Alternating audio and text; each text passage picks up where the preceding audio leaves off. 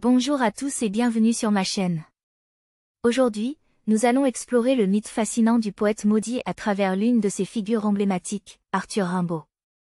Qu'est-ce que le mythe du poète maudit? Le mythe du poète maudit est un concept qui est apparu au XIXe siècle en France. Il décrit des poètes qui vivent en marge de la société, souvent en conflit avec les normes sociales et les valeurs traditionnelles. Des noms comme Charles Baudelaire et Paul Verlaine sont souvent associés à ce mythe. Mais aujourd'hui, nous allons nous concentrer sur Arthur Rimbaud. Arthur Rimbaud, avec sa vie courte mais intense, est souvent considéré comme une incarnation parfaite du poète maudit. Dès son adolescence, Rimbaud a fui la vie provinciale pour plonger dans le monde de la bohème parisienne. Il y a vécu des liaisons tumultueuses, notamment avec Paul Verlaine, et a adopté un mode de vie que beaucoup considéraient comme scandaleux. Mais c'est également au cours de cette période qu'il a composé certains de ses travaux les plus mémorables.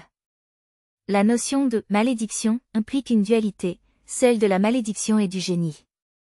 Rimbaud a quitté la poésie à un jeune âge pour devenir aventurier et marchand en Afrique. Cette rupture avec la poésie nourrit encore le mythe autour de lui.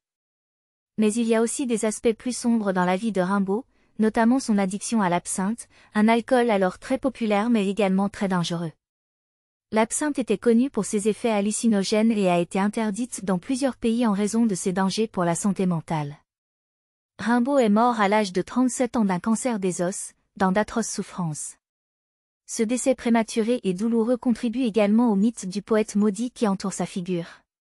Certains disent que Rimbaud a été maudit, car, malgré son génie, il n'a jamais trouvé de véritable paix ni dans la poésie ni dans sa vie d'aventurier. C'est cette dualité qui fascine tant les lecteurs et les chercheurs aujourd'hui.